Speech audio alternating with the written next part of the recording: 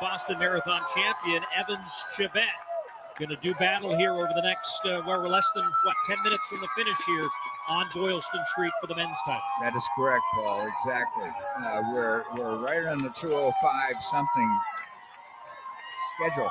When you look at what Geay has done, even some people who's close to him said, well, he's been a little up and down. That's a nice way of saying, you got to do your homework here and see what he's done. His last race in Valencia in September was very, very fast and solid. A little faster because it's a flat course here. So there's been some consistency. They did say he was in great shape. So it looks like it's EVANS Chebet.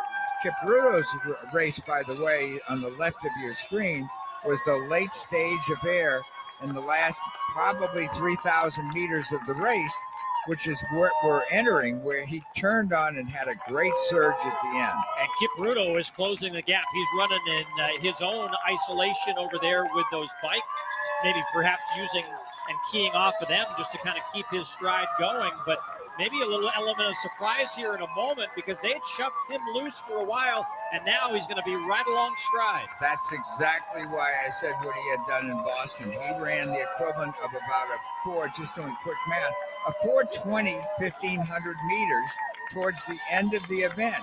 And while he was off to the side, he's still in striking distance. And I'm thinking, gee, he did this before in Boston. I wonder what he's got left. You're right. He has cut the distance since we started talking about him about in half of these other runners.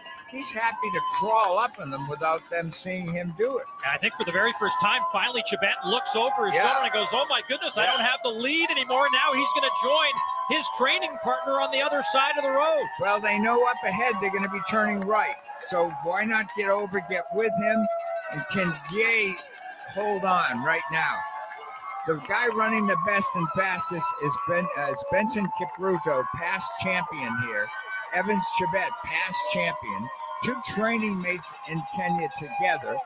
And a guy from Tanzania who acts like an interloper. I'm here, guys. Well, back in 2021, Kipruto ran from 35 to 40K in 14:06. He's laid some pace in here as well. We keep our eye on Kipchoge there in the upper right of your screen. Well, back of the leaders, it's now down to a 3-man race. 2 of these 3, no stranger to the awards ceremony at the end of this race, as both Kipruto and Chebet have won. Kipruto, the younger of the 2, he's 32 years of age. Chebet, 34. They trained together under Coach Claudio Baradelli. A very respected international coach of marathoners, by the way. And they have one of the very, very best coaches in the world in that camp working with both these guys. And of the 2, he describes Kipruto as kind of the sit and wait guy, and that's what he did here in the latter stages of this race, but now is having to press the pace with Chebet right alongside him, and Geay trying to win here as the first man from Tanzania to be a Boston Marathon champion. An American leading on the women's side. Emma Bates said she was coming into this race feeling as good as she's ever been in training and leading the entire podium from the World Championships here in this race, with the winner, Gebre Selassie, the silver medalist, Tanui, and Salpeter, all in this lead group of women, now nearing 1 hour and 49 minutes into the race. This is fabulous stuff. I mean, racing is where it's at. It's great to have one person out there coming close to setting records, but a race is a race is a race, and you got plenty to cheer on with the ladies. Bates is actually surging here a little bit as we expected. She is making sure everybody's honest. And notice how they're a little more strung out than they were just 1,500 meters ago. See Salpeter looking around again. I think this pack, because it is just kind of brought themselves back together, there's a little challenge there, just trying to find your full stride. Now we look at the leaders from the side view with Bates looking very confident and comfortable leading this Boston Marathon.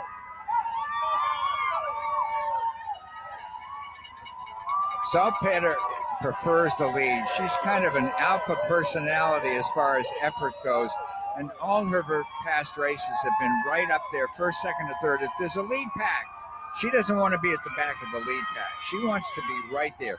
She's very tough in late stages and watching her in past races.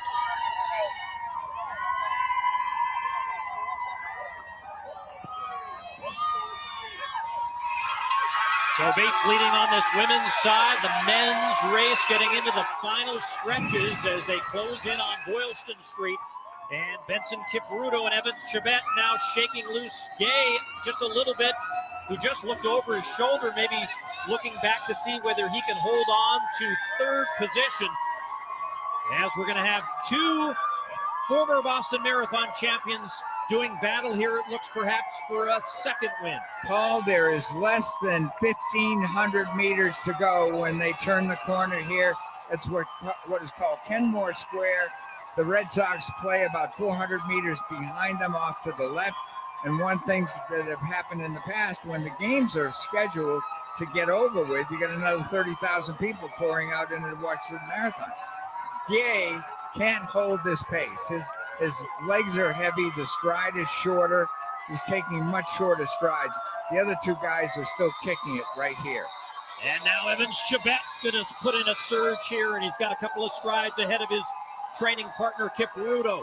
As you look at the splits that they've worked their way through, ever so quicker between 30 and 35, and then 14:55 between 35 and 40.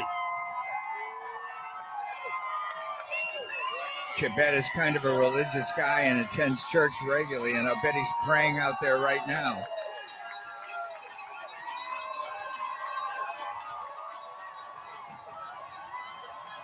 Well, he used that win in Boston in 2022 to come back to the United States in the fall and win the New York Marathon. He's the first man to sweep those two events since Jeffrey Mutai did it in 2011, and in the process here in Boston, Mutai setting the course record. That will be safe on this day on the 127th edition of the Boston Marathon, as they will come through probably closer to about 2:05 high. But now that lead for the reigning champion Chebet is growing slightly, ever so slight with the slide. But Geay has now used that opportunity to get back into contacts with Kipruto, and if he can get and surge past him, he'll put his target on the back of Evans. To your point, that's a strong arm movement. You don't usually see that. Look at the difference in arm movement between Evans Chebet right there as far as economy goes and the ability to accelerate. And Geay's got his arms looking like he's a 400-meter runner, trying to get up and get close to Benson Kipruto. As they go under Massachusetts Avenue, or Mass Ave as they call it here in Boston, that down slope to be followed by the rise up here, and the crowds on top of Mass Avenue and along this stretch here as they come into the closing turns in the finish along Boylston Street. It's been 15 years since anybody in Boston won back-to-back marathons. You have to go back to Robert Cheriot to be able to see that.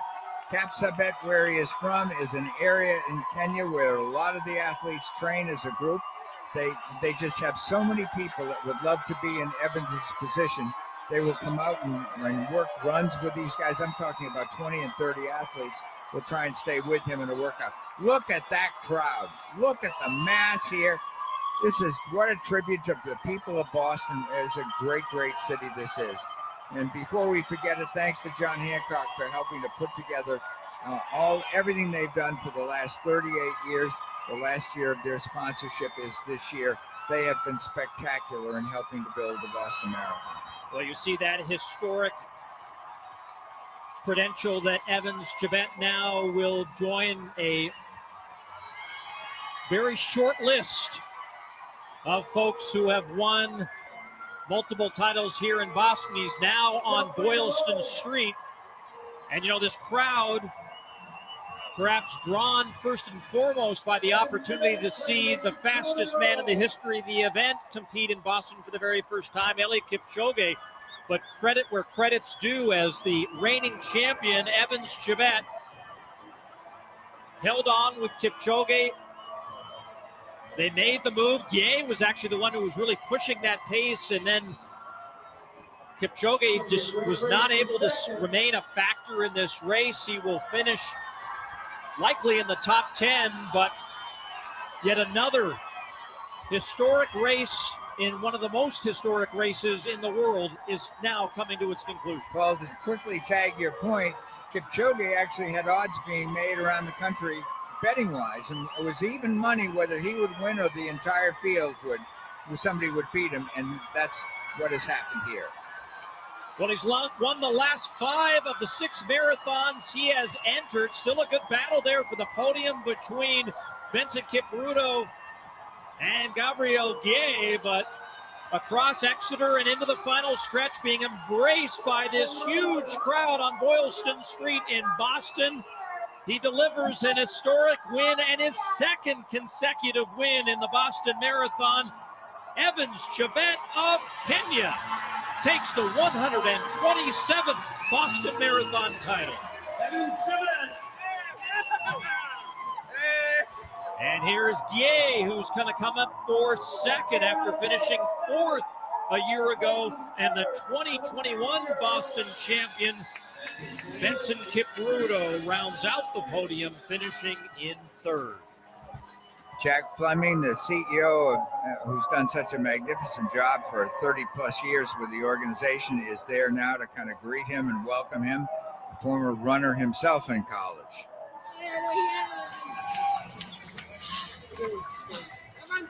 2:05:54 will be the official winning time for EVANS Chebet, winning his 2nd consecutive Boston Marathon, and the Abbott World Marathon Majors here in the United States treating him very well. And there now a look at Eliud Kipchoge, who himself now will turn right on Hereford and up that rise. He is currently in 6th position. You know, he's done so much for the sport here over this last decade or so, Larry, and this was not obviously the result he wanted today, but he has done so much for the sport just by being here today and tackling this most difficult race. In many ways, he is the greatest of all time, no question. His period of time at the top, 6 times he has been ranked number 1 in the world, just to give you an example. And he is the godfather of this entire sport. He's inspired generations to do better. People shake their head as to what the human spirit can achieve. This man has set the standard. There's been nobody like Eliud Kipchoge over the years. And hats off to him. I'm so glad he arrived here in Boston. No, he didn't have the success he wanted, but he added such an aura to this event. And I think many people in the crowd turned out to take a look at him. There's Albert Carrere, the New York Marathon champion from 2021, 6th here a year ago, as he will come across the line in 4th position. And he pulled away from Eliud Kipchoge back about 5,000 meters back there. They were running together for a while. And Talbi of Morocco with a strong performance here on Boylston Street, as he will finish ahead of Kipchoge, rounding out the top 5. Now in splendid isolation here, center of Boylston Street, being embraced by this crowd. Now, having checked off 5 of the 6 Abbott World Marathon Majors, only left would be another return to the United States to compete in the New York Marathon, as he will be routed to the right side of the finishing chute, which is a very odd place for him to go, as he has not lost a marathon since 2020. You look at the race behind him. As a good battle here at the end. Scott Fauble trying to become the top American once again, battling here to the line. But Eliud Kipchoge, not the result he wanted, but he has completed the grueling trip from Hopkinton to Boston as the 6th place finisher here in 2023.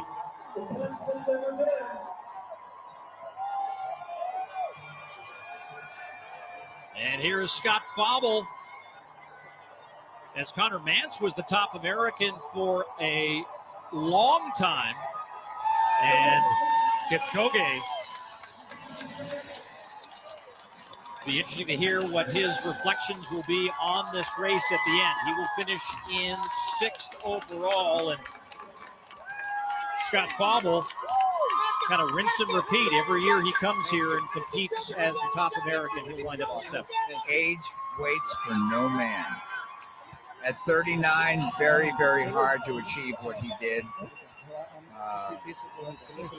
Valentine Trout